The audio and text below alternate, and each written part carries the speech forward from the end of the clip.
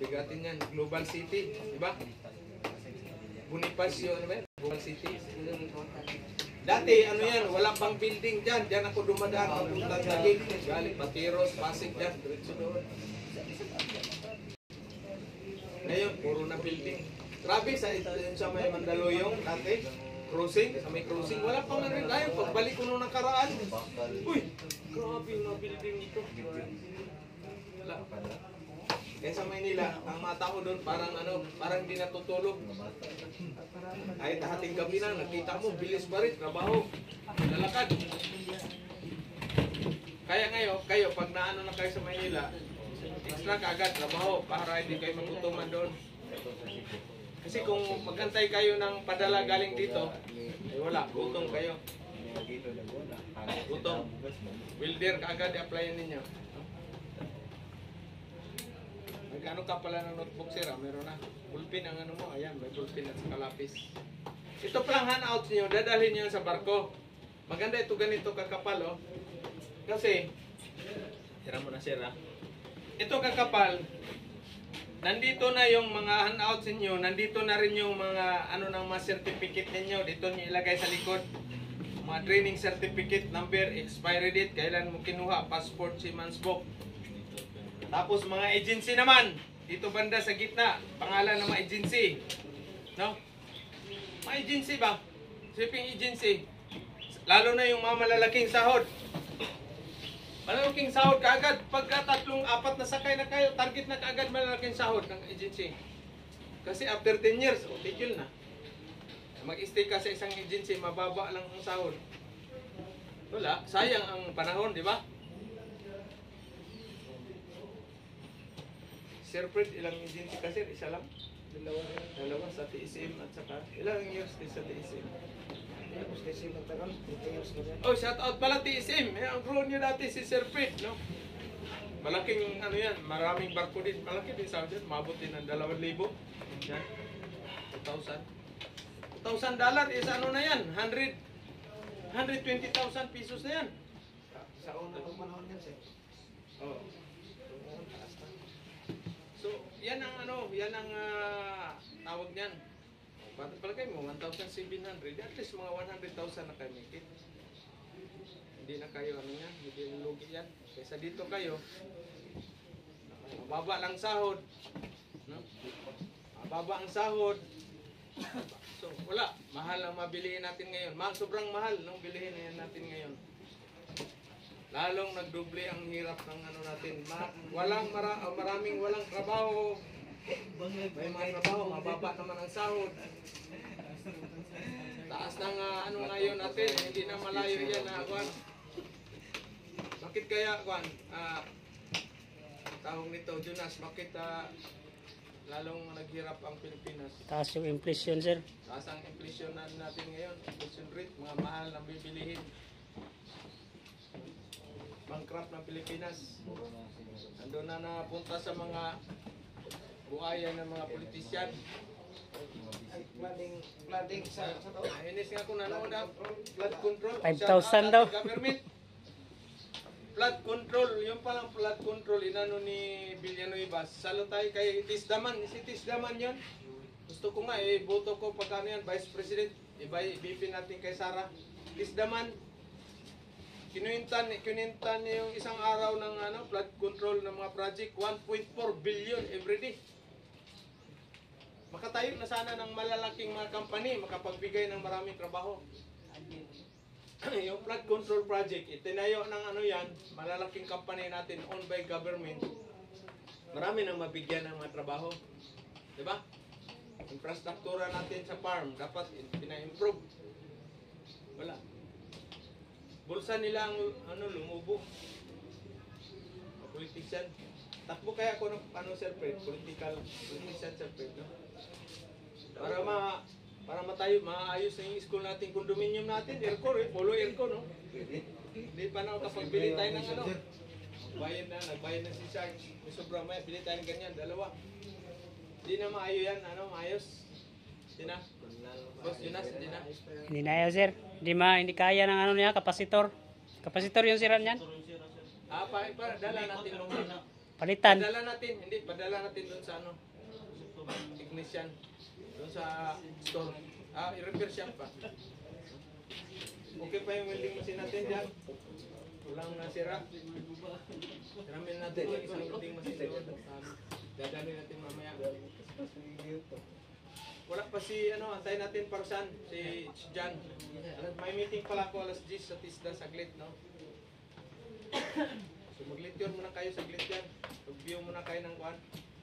Tapos si Sir naman mag-uri.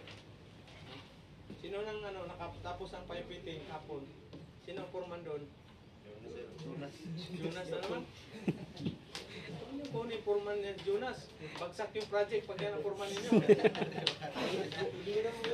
Yung tubo, karating araw, hindi pa natapos-tapos ang pag-level niya sa plant, tapos na, hindi natapos na eh. Yun sa automotive, nagbaklas na makina, sinong nag-ano doon? Junjun. Ilan kayo? Ilan kayo doon? Tatlo lang? Yung iba, dapat memorize ninyo yung mga parts ha. Picturean ninyo lang. Ito pala yung ano, ito pala yung camshaft, ito pala yung connecting rod, ito pala yung piston. Kasi pagdating sa barko, sisiw na to, ito yung doon sa ano namin. Binaklas. Exhaust valve. Kayo ang magre-recon pala sa exhaust valve sa barko ha. Reconditioning kayo. Mag-grind. I-grind yung spindle at saka ano, valve seat. Alalaki yan.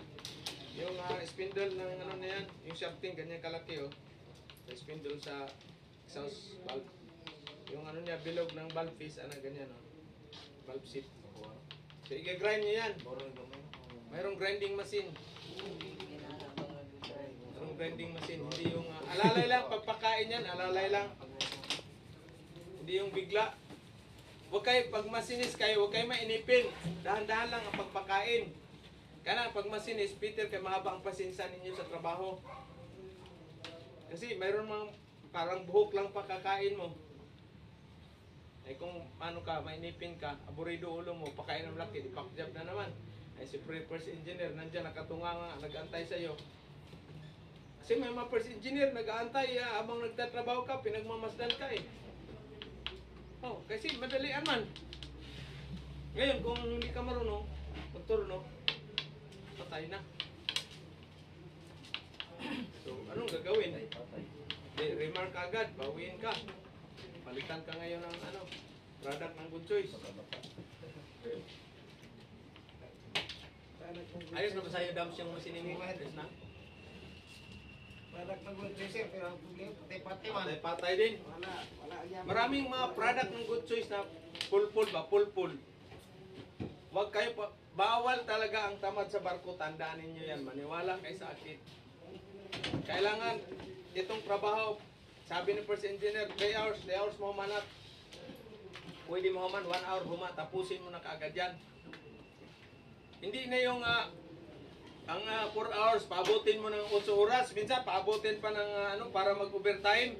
Huwag ganun. Dapat tulong tayo sa company.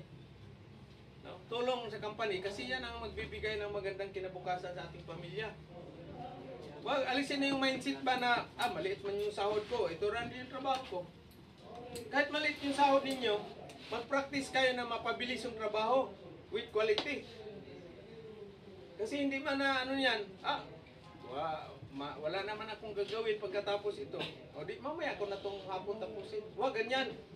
Kasi hindi mo alam, may emergency, pumutok ng tubo. Patay na. Madalian din yan. Kaya tapusin, pag trabaho, bigay na, ano kagad. Kung pwede, walang break time, tuloy-tuloy na yan. Hindi yung, anong tawag niyan? Yung, sa Tagalog ba? Yung, Placing, sa ano ba? Palakad-lakad. Huwag ganun. Kung hindi kayo, ito pala, bago kayo sasampa ng barko, alam niyo na yung magkano ang sahod ninyo. Kontrata man, may kontrakt man kayo. Bago kayo pipirma sa kontrata, titingnan niyo muna kung papayag ka ba dyan. No? Example ba, halimbawa, naka-experience ka na ng mga 4 na sakay. Yung sahod pa rin binigay sa iyo, 1,700. US dollar per month. Tapos mayroon namang tag 2-3 doon, 2,500 sa kabila na ganun din na agency pero ibang principal. So, siyempre, ma'am, baka pwede naman sir, baka pwede naman mo na po sa mataas kasi kuman yung breadwinner, marami man ako pinapaaral. Mga magulang ko, wala ng bahay, butas na ako pinapagawa ko pa yung bahay nila. Diba? Eh ngayon, kung hindi pa rin, o di, wala ka ng pira. Dahil inubos mo pagpainom dito pag-uwi mo sa probinsya. So, obligado ka pirma ka ngayon. O di, pag-uwi mo sunod, palam ka na, lipat ka na. Diba? Lipat ka na. Ganyan lang. Basta lilipat kayo, magpaalam talaga kayo. Hindi yung hindi kayo magpaalam. Pero bago ko nilipat sir, tanggap pa tayo sa kanila. Ganito ang sikreto. Ako iba ko pag nag-apply, pag naglipat. Imagine sa 11 years na 17 years na pagbarko, 11 na company, 11 company. So, ibig sabihin, talon ako. Sa una ko lang company, dahil nakadalawang sakay ako, talon na kagad. Tuloy-tuloy na yan. Isa. Hanggang nag-offshore ako. Doon ako sa offshore nagtagal. Bakit kaya? Talon-talon. Sweldo. Level up kasi wala ka mang promosyon. Peter, wala mang promosyon. Buti kung magiging first engineer ka doon din naman. Si ano lang ang magiging chief engineer ito. No? Wala mang promosyon ng Peter. Sahod lang naman, salary. O di kung may mga chance dyan na malaki-laki ng konti, diferensya ng $400, lipat ka na. Alam mo naman yung trabaho. Bakit ka pa magtiyaga dyan sa 1718, 16, ganyan. At doon lang yung sa mga first timer. Pag mga veterano ng Peter, hindi na sasampayan dyan. Lilipat na yan. Kaya walang katapusan yan. Kahit magpag-graduate pa tayo ng 500 na Peter, kulangin pa yan. Tapos yung mga may edad naman, mag-retire naman yan. Ang iba, bagsak sa medical. Bagsak.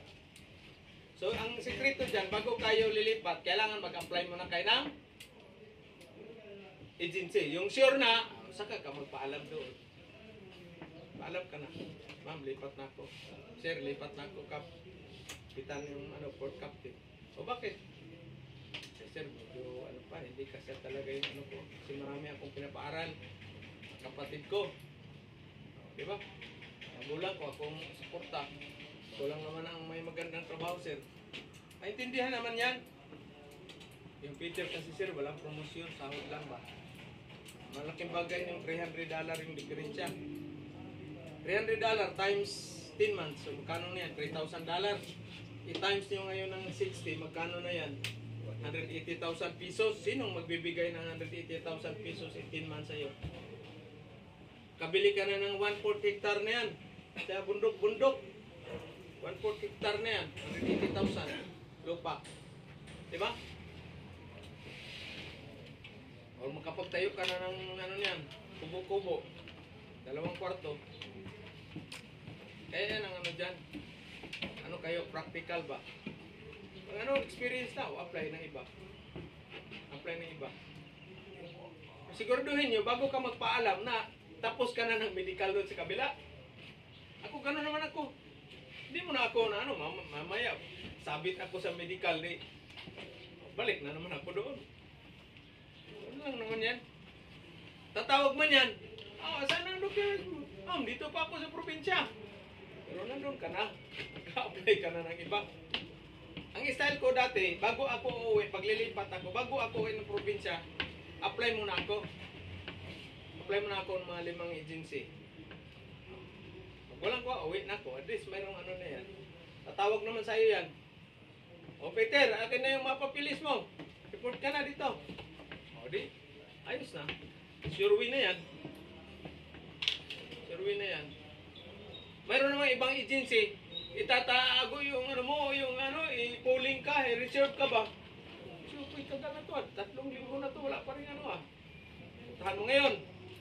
O ano bang, bakit matagal pa? Wala pa kasi yung Pete, wala pang approval. Pag walang approval sa principal, kuhanin mo na. Kasi yung approval, pag sin ng late email yan, mamaya nandyan yung ano na yan, pinakamatagal yung 3 days. Approve na yan.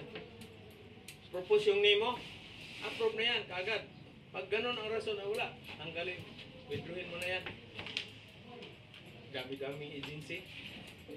Mga 3,000 yata yung agency na Seaman, Maritime, agency.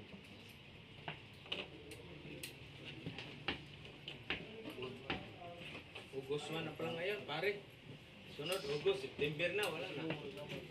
Beer na kagad. Beer na. Kailangan Jonas, kaya ano na kagad, kailan schedule mo sa Manila? Wala pa sir, yung insito lang inintay ko. August 6, 7, 8, ano ba yan? 6, 7, 8, yung ano ninyo? Assessment. Meron na, schedule kayo. August, first week. Next week. Ay, itong linggo na to. Uno na tayo ngayon eh. Itong linggo na to. So, mag-review na kayo sa theory. Ha? Theory. Pag halimbawa, hindi kayo kasi ano man yan, multiple choice, ABCD. Ha? Halimbawa, number 1, A, B, C, D, A. Mayroon pang ganyan. Ano man yan? Shade man yan. Yan. O ngayon, halimbawa, ito yung answer mo, E. O ganyan mo yan, shade mo yan. Or minsan, check lang. Pero karamihan shading yan. Pero pag hindi mo alam yung answer, so pabayaan mo na, blanco mo na yan. Blank mo na. Ay, mali pala ito na answer. Dito pala. O, ito naman. Puro na circle. So ito, i-X mo na to. Ito yung lagyan mo ng check. Yan. Ha? Mamaya, bilugan mo lahat yan. Patay tayo dyan. Tayo na product ng good choice. Palpak. Ha? Yan lang naman dyan. Tapos mayroon yung, basta mag-review kayo sa theory. Ilang items yung survey? 14 ha, kalimutan ko na eh. Tagal na. Sa Bernes si Rosel kay Sabado mo dito man. Bukas na rin Bernes. Bernis ba bukas? Bernes na. Ha? Bilis na ka. Akala ko Martes ngayon. Anak na siyukoy talaga oh. Bilis ng panahon sa kan. Bilis ng panahon. Ayos ba ditong tulog mo? Check, saan ka nakahiga? Doon ko sa kung sa Doon banda? alatag dalong yan. Ito, kasi mo itong mga 100 na tao. Katayo. Ano yung kulungan? Yung kulungan nga, liit-liit, ilan sila? 25 oh. Salitan mo yan. Puro ganyan oh. Tayo. Hindi. Ito, temporary lang naman. Kasi darating ang time, pag nangasima na kayo, doon na kayo sa Manila. Aircon na yung tulganan niyo doon, tulugan niyo. Meron mga beach fisher na aircon. Punta kayo sa Mariners, sa Amusok. 100 at 200 siguro ngayon per day. 200 per day with breakfast na yon. Aircon yon. Sa isang room, mga 8 kayo or 10. Bed yan. No? Pero ang ginis, ang ganda. Hindi kayo makapasok doon na hindi kayo seaman. Kailan, pakita nyo passport, seaman's book. Yes. Seaman. Company bayad yan. Hindi. Walang company. Unless pag nasa offshore kayo dito. Hotel ako dyan. Offshore ang sa ano. Company ang nagbayad. Kaya yan ang nagagandahan. Sakay ka ng aeroplano, shoulder ang ticket. Sakay ka ng taxi, papuntang airport, shoulder yan. Ha? Maliban kung kukuha ka ng pick up ka ng chika babes, hindi bayad mo yan, pare. Lupo-lupo ngayon, kasama ko ba? Shout out yung mga naman nag-airport na resibo sa pagkain, tapos ipa-reimburse. Hindi naman sa kanila yun, dinampot lang mga ano ba, yung resibo sa pagkain ba? Mga abos, huwag kayong, pag nakasampa kayo ng magandang company naman, or pangit na company, huwag niyo abusuhin. Huwag kayong mag-abuso. Ha? Asan pala yung isang stand pa natin na malaki? Dito sa pansir sa ila. Dalawa nga, may electric fan doon na isa. Hiramin mo nga doon, ano? Kulot. Hiramin mo doon sa taas. Kasi may electric fan sila na isa doon, yung kay Mrs. Paggabi inakyat. Hindi pwede magdubli-dubli mga... Walang electric fan sila mamayang gabi sa akin, parusas kanila doon. Doon sila sa lifter patulog, banda. Ako, 2 years ng pandemic, dyan ako sa lecture na tutulog. Wala man lamok. Kasi dalawang buting red horse, hindi naman ako makapil ng kan. Lamok. Pagtingin ko na, daming lamok dito sa Olympic namatay. Lasing din eh. So ganyan ang ganyan ang tawag niyan. Wala namang problema sir kung nakadalawang sakay sa tatlong sakay. Kasi mayroon naman silang asa ng lipi. Oh. Yung lipi, yung pambayad nyo sa pagtira nyo sa aircon na boarding house. Kasi yung late pay yun ang pang-ano nila. Yun, tapos ilang araw lang naman ang pag-report mo, ilang araw lang, balik na naman. Matagal na isang linggo. Huwag niyo ibigay kay Mrs. yung late pay, pati late pay ninyo. Ha? Kahit kasing ganda pa yan ni Barbie Imperial yan, huwag niyo ibigay late pay kasi para sa pang-inyo yan sarili. Tandaan ninyo sa barko mayroong tinatawag na basic. Ito yung salary ninyo. Late pay, no? Overtime, OT ninyo. Tapos, ito fix overtime, no? Fix OT. Tapos mayroon pang extra, overtime, extra OT, no? Tapos mayroon pang binatawag minsan na bonus, owner's allowance. Owner's bonus pala, no? Owner's. Alas 10 na ba? Alas 10 na, wala pa. Ha? Anong oras na, Boss Jonas? Ilang minutes na ba yan? Part 2 na to, sir. Part 2, okay. So ito yung ano ninyo. Ito yung sasahod ninyo. Halimbawa, sumasahod kayo ng example lang, $2,000. So nandito na yung lahat yan. Itong leave fee, halimbawa, ang leave fee mo is $300 per month. No? So ito, makuha mo na ito sa pag-uwi mo na. So wag mong ubusin ng gasto ito, wag mo rin ibigay ito kay Mrs. Kasi ito yung pang-allowance mo pag bumalik ka na sa Maynila. Kaya mayroon kayong tinatawag na, yung allotee mo, allotment ninyo, no? Allotee, 1, 2, 3, halimbawa, ito si allotee 1, pwede rin sa'yo. No? Self-allotee mo, Self-allotee. Ito naman kay Mrs. Ito naman kay Papa o Mama mo. Bigyan mo sila. Pero pag dalawang allotee lang yung allowed agency. So ito lang. Allotee 1, yung sa'yo, self-allotee, or ito naman kay Mrs. Di ba? So ito si mother mo, pwede mo naman siyang pahulugan na lang sa ano mo. Sa GCash or sa online, padala, no? So itong ano na to, yung basic. Halimbawa, ang basic mo is, magkano ba ang basic ngayon sa running diesel kaya? Mga 900 siguro? 900 US dollar. So 80% ito, 80%, ito yung iiwan nyo sa Pilipinas. So magkano 80% ito? 720. Ha? Tama ba? 720. Mahina na kasi ako sa math pag walang red horse. Kusing eh. 720. So itong 720, hindi mo sabihin na iubos mo yung bigay kay Mrs. Kasi ikaw ang siman, ikaw ang mag-control. Ikaw mag-control sa padala mo. Okay, halimbawa, si Mrs. mo is 2 anak. Meron naman kayong bahay. So pwede mo na siya padala ng 400. $400.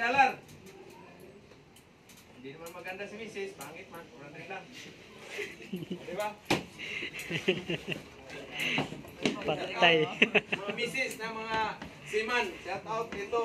Ano tayo? Shout out sa mga pangit.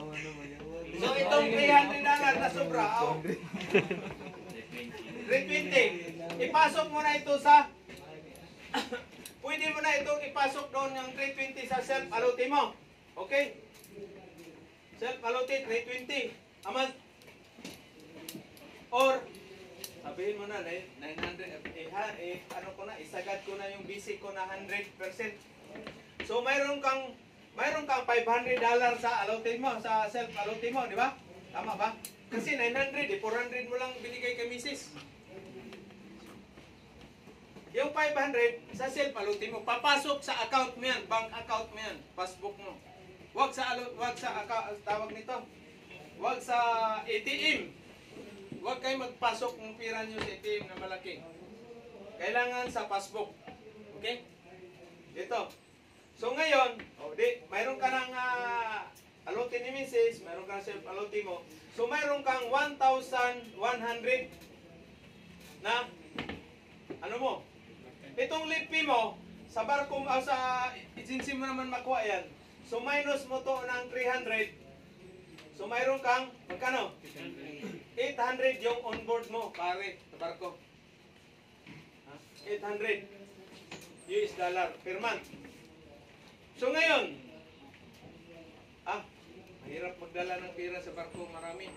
O ipasok, padala mo naman to, sabihin mo naman kay Kapitan Kap, padala ko self-aluti dito po yung self-aluti, ilaglag mo yung 500 sa account ko dito, self-aluti. So mag-monthly ka ngayon ng $1,000 per month. So sa 10 months, meron kang $10,000, di ba?